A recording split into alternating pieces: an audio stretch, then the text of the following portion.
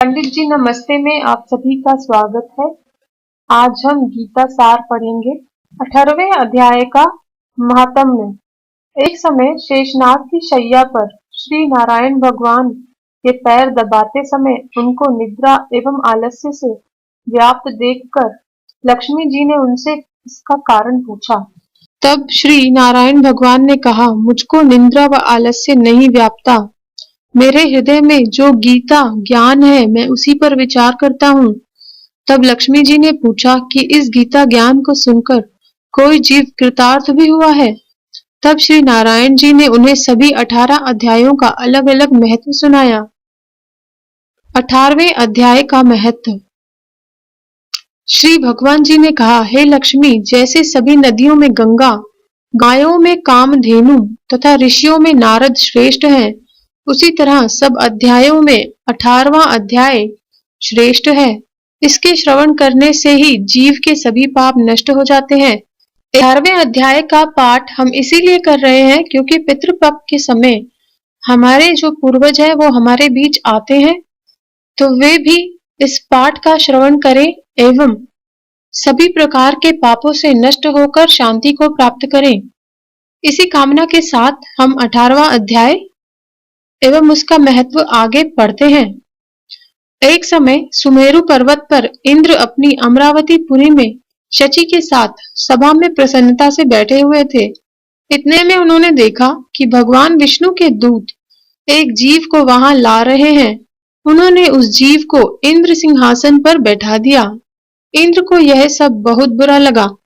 तब उन्होंने भगवान के पास जाकर पूछा, हे भगवान, इसने ना तो यज्ञ, तीर्थ, व्रत, दान ही किया है, ना ही मंदिर या शिवालय बनवाया, ना ही कुआं, तालाब आदि खुदवाया, फिर यह इंद्र पद का अधिकारी कैसे हुआ? श्री भगवान ने कहा, हे इंद्र, इसके मन में भोगों की वासना थी, परंतु वह प्रतिदिन गीता जी के 8वें अध्याय का पाठ किया करता था।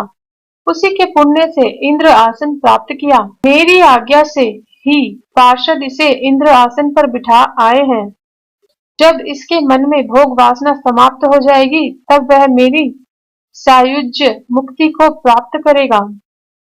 देवताओं ने आकर उसे भोगों की सब वस्तुएं दी तथा कहा, तुम पहले इंद्रलोक के सुख भोगो। इस तरह बहुत समय तक वह इंद्रलोक के सुख भोग कर अंत में वैकुंठ लोक का अधिकारी हो गया।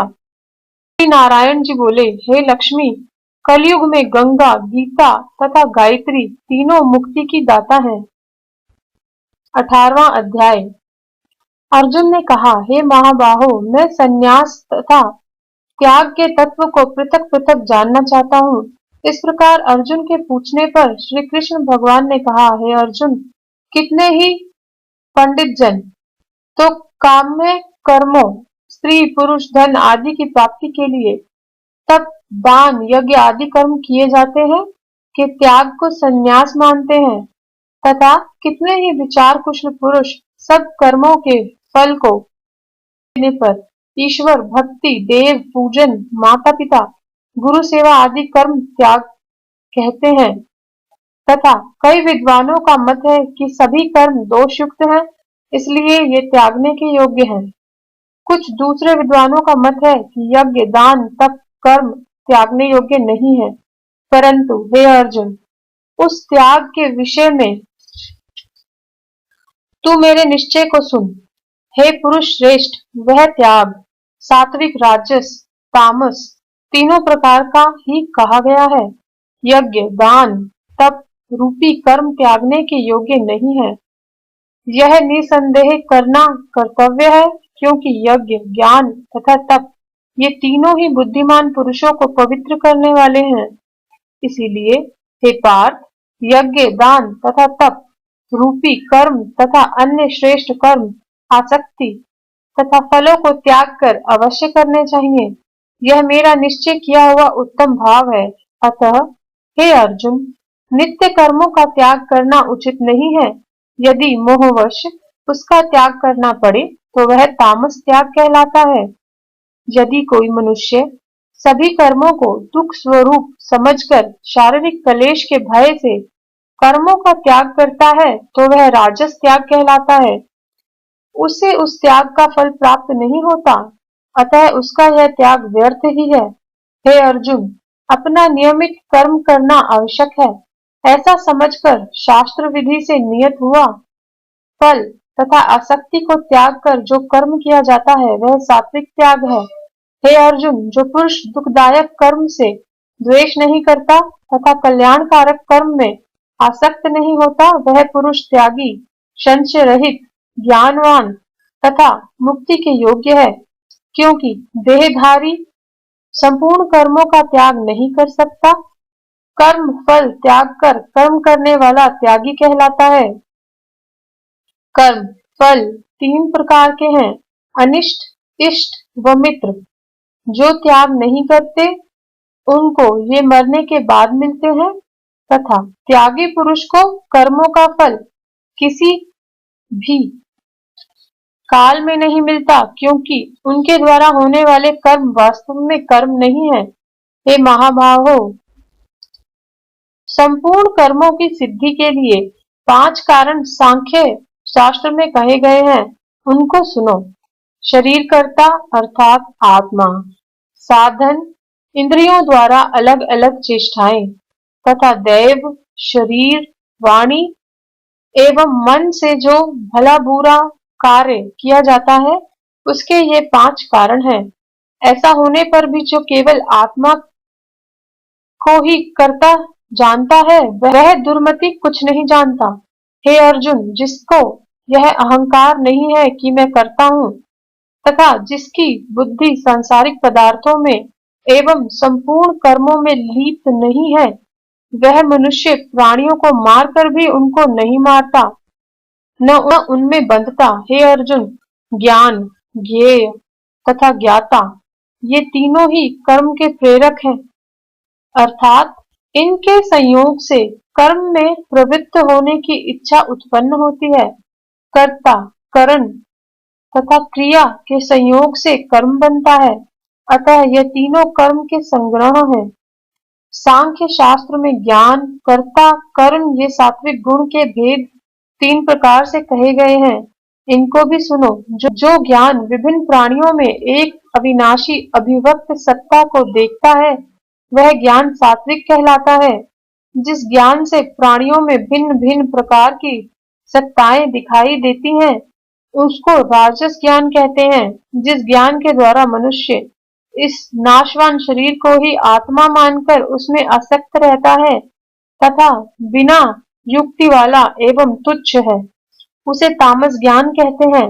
जो कर्म शास्त्र विधि से नियत किया हुआ है, अभिमान से रहित, फल इच्छा तथा राग द्वेष को त्याग कर किया जाता है, वह सात्विक कर्म है। जो कर्म बहुत परिश्रम से युक्त है, फल को चाहने वाला एवं अहंकार से किया जाता है, वह राजस कर्म कहा गया है।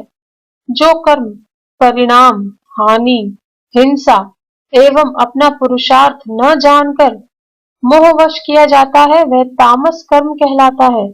हे अर्जुन, जो कर्ता आसक्ति से रहित, अहंकार, धैर्य एवं उत्साह युक्त कार्य की सिद्धि असिद्धि में समान रहता है, वह सात्विक कर्म कहलाता है।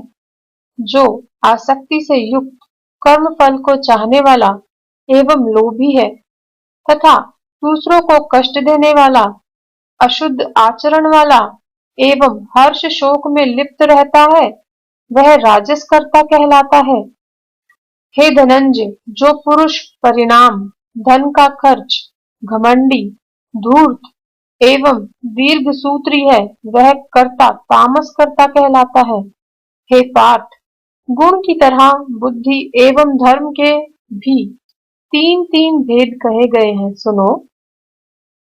जो बुद्धि, प्रवृत्ति, निवृत्ति, कर्तव्य, अकर्तव्य, भय, अभय एवं बंधन तथा मोक्ष को जानती है, वह सात्विकी बुद्धि कहलाती है। हे पार्थ, जिस बुद्धि से धर्म, अधर्म एवं कर्तव्य, अकर्तव्य का ठीक निश्चय नहीं होता, वह राजसी है। जिस ज्ञान से ढकी हुई बुद्धि करके मनुष्य अधर्म को धर्म मानता है, वह तामसी बुद्धि कही जाती है। हे पार्थ, जो मनुष्य ध्यान योग द्वारा जिस अव्याभिचारिणी धारणा से मन, प्राण एवं इंद्रियों की क्रियाओं को धारण करता है, वह सात्विक वृत्ति है। जो कथा प्रसंग से फल की इच्छा करता है तथा जो धर्म, अर्थ, काम को धारण करता है, वह राजसी वृत्ति है। हे पार्थ, जो मूर्ख, निद्रा, भय, शोक, विषाद एवं मद को नहीं त्यागता, वह तामसी वृत्ति कही जाती है। हे अर्जुन, अब तीनों प्रकार के सुखों को सुनो। जिस सुख में मनुष्य ध्यान, सेवा, भजनादि करता है तथा जिससे दुख का अंत हो जाता है, वह सुख आरंभ में विष के समान होता है, परंतु परिणाम में अमृत के समान होता है। उसे सात्विक सुख कहा गया है। जो सुख आरंभ में अमृत के समान तथा अंत में विष के समान विषयों एवं इंद्रियों के संयोग से होता है, वह सुख राजस सुख कहा गया है। जो सुख आरंभ में तथा अंत में मनुष्य को मोह में फंसाता है एवं जो निद्रा, आलस्य तथा प्रमाद से उत्पन्न होता है, वह तामस सुख कहलाता है। हे अर्जुन, पृथ्वी या स्वर्ग में अथवा देवताओं में कोई भी ऐसा प्राणी नहीं है जो इन प्रकृति से उत्पन्न हुए तीनों गुणों से रहित हो, क्योंकि यह सारा जगत त्रिगुणमयी माया का ही विकार है। हे परंतप, ब्राह्मण ऋषियों वैश्य गुणों के अनुसार विभक्त किए गए हैं। शम, दम, ताप, पवित्रता, क्षमा, नम्रता, ज्ञान, अनुभव एवं परलोक में श्रद्धा, ये ब्राह्मणों के स्वाभाविक कर्म हैं। शूरवीरता, तेज, धैर्य, चतुरता एवं युद्ध में स्थिरता, उदारता एवं दान, ये क्षत्रियों का स्वभाव है। खेती, गोपालन, व्यापार, ये वैश्यों के स्वाभाविक कर्म हैं तथा सब वर्णों की सेवा करना, यह शूद्रों का स्वाभाविक कर्म है। इस प्रकार अपने अपने स्वाभाविक कर्म में लगा हुआ मनुष्य परम सिद्धि को प्राप्त करता है। परंतु जिस प्रकार मनुष्य अपने स्वाभाविक कर्म में लगा हुआ परम सिद्धि को पाता है, उस विधि को तू सुन। हे अर्जुन, जिस परमात्मा से सर्वभूतों की उत्पत्ति हुई है एवं जिससे यह सारा जगत व्याप्त है, उस परमेश्वर को अपने स्वाभाविक कर्म द्वारा पूजकर मनुष्य परम सिद्धि को प्राप्त होता है। इसलिए दूसरों के उत्तम धर्म से अपना गुण रहित धर्म ही श्रेष्ठ है, क्योंकि स्वाभाविक कर्म करने वाले मनुष्य को पाप नहीं लगता। अतएव हे कुंती पुत्र, दोष युक्त भी अपने स्वाभाविक कर्म को नहीं त्यागना चाहिए, क्योंकि धुएं से अग्नि के समान सभी कर्म किसी न किसी दोष से ढके हुए हैं। हे अर्जुन, सर्वत्र आसक्ति को छोड़ने वाला, आत्मा को जीतने वाला, इच्छा रहित मनुष्य संन्यास के द्वारा सर्व कर्म निवृत्ति रूप परम सिद्धि को पाता है। इसलिए हे कुंती पुत्र, अंतःकरण की सिद्धि को प्राप्त हुआ पुरुष फिर कैसे ब्रह्म को प्राप्त होता है, सो मुझसे सुनो। यही इस ज्ञान की परानिष्ठा है। शुद्ध बुद्धि से युक्त होकर धैर्य द्वारा इस मन को वश में लाकर शब्द आदि विषयों को छोड़कर राग द्वेष से रहित होकर एकांत में रहने वाला, मिताहारी अर्थात हल्का एवं थोड़ा भोजन करने वाला, वाणी एवं मन को जीतने वाला, नित्य ध्यान युक्त एवं वैराग्यवान, अहंकार, बल, घमंड, काम, क्रोध तथा परिग्रह छोड़कर ममताहीन, शांत मनुष्य ब्रह्म भाव के योग्य है। फिर ब्रह्म को प्राप्त हुआ प्रसन्न चित्त वाला पुरुष ना तो किसी वस्तु के लिए शोक करता है, ना किसी वस्तु की आकांक्षा करता है, एवं सभी भूतों में समदर्शी होकर मेरी परम भक्ति को पाता है। इस प्रकार ज्ञानी सदैव मुझ में निवास करने वाले सब कर्मों को करता हुआ मेरे अनुग्रह से अविनाशी सनातन मोक्ष पद को प्राप्त करता है। तत्पश्चात तत्व से मुझे जानकर फिर मन मुझ में ही प्रवेश करता है। इसलिए हे अर्जुन, अपना मन मुझ में अर्पण कर बुद्धि योग के द्वारा निरंतर अपने चित्त को मुझ में लगाओ। इस प्रकार मुझ में चित लगाकर मेरी कृपा से जन्म मृत्यु आदि सब कष्टों से तर जाओगे। यदि अहंकार से मेरी बात सुनोगे तो नष्ट हो जाओगे। यदि अहंकार का आश्रय लेकर मैं युद्ध नहीं करूंगा, ऐसा तेरा निश्चय झूठा है, क्योंकि क्षत्रियपन का स्वभाव तुझसे युद्ध कराएगा। हे कौन्तेय, जिस कर्म को तू मोह से नहीं करना चाहता, उसे अपने स्वाभाविक कर्म से बंधा हुआ बेकार होकर करेगा। हे अर्जुन, सभी जीवों में हृदय की स्थिति हे अर्जुन, सभी जीवों के हृदय में स्थित ईश्वर अपनी माया के द्वारा भरमा रहा है, मानो यह सब यंत्र पर चढ़े हैं। हे भारत, सब भावों में उसकी कृपा से परम शांति एवं मुक्ति को पाओगे। इस प्रकार यह अति गोपनीय ज्ञान मैंने तुमसे कहा है, इसे भली भांति विचार कर जैसा चाहते हो वैसा ही करो। हे अर्जुन, अब तू सबसे गूढ़ वचन सुन, क्योंकि तू मेरा प्रिय मित्र है, इसलिए मैं तेरे हित ही कहूंगा। मुझसे मन लगाओ, मेरे ही भक्त हो जाओ, मेरा यज्ञ करो, मेरा ही नाम जपो, यह सब धर्मों को छोड़कर मेरी शरण में आओ। मैं तुम्हें सब पापों से छुड़ा दूंगा। मेरा यह रहस्य ऐसे पुरुष से जो न तप करता हो, मेरा भक्त न हो, मेरी निंदा करता हो, कभी नहीं कहना चाहिए। जो इस परम गुप्त ज्ञान को मेरे भक्त में प्रकट करेगा, वह मेरी परम भक्ति को पाकर अंत में मुझ में ही लीन हो जाएगा। ना तो उससे बढ़कर मेरा अतिशय प्रिय कार्य करने वाला मनुष्यों में कोई है, ना उससे बढ़कर कोई होगा। तथा हे अर्जुन, जो पुरुष इस धर्ममय संवाद को पढ़ेगा, उसे मैं समझूंगा कि उसने ज्ञान यज्ञ से मेरी पूजा की है। जो श्रद्धावान पुरुष दोष ढोड़े बिना इसको सुनेगा, वह भी मुक्त होकर मृत पुण्य आत्माओं को मिलने वाले शुभ लोकों को प्राप्त होगा। हे पार्थ, तुमने एकाग्रचित्त से मेरे कहे हुए वचनों को सुना है या नहीं? हे धनंजय, तुम्हारा अज्ञान से उत्पन्न हुआ मोह नष्ट हुआ या नहीं?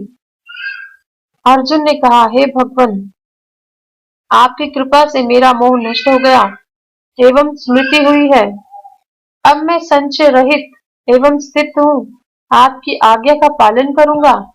संजय बोले, हे धृतराष्ट्र, मैंने महात्मा वासुदेव एवं अर्जुन का यह रोमांचकारी अद्भुत संवाद आपको सुनाया। व्यास जी की कृपा से साक्षात योगेश्वर श्री कृष्ण जी के मुख से इस परम गुह्य संवाद को मैंने सुना है। हे राजन, श्री कृष्ण एवं अर्जुन के इस अद्भुत संवाद को स्मरण करके मन बार बार प्रसन्न होता है। श्री कृष्ण के इस अद्भुत रूप को पुनः पुनः स्मरण करके मुझे बड़ा ही विस्मय होता है तथा मैं बारंबार हर्षित होता हूँ। मेरी ऐसी धारणा है कि जहाँ योगेश्वर भगवान श्री कृष्ण है, जहाँ पार्थ जैसा धनुर्धारी है, वहां पर राजलक्ष्मी, विजय, ऐश्वर्य एवं अटल नीति है। ओम नमो भगवते वासुदेवाय।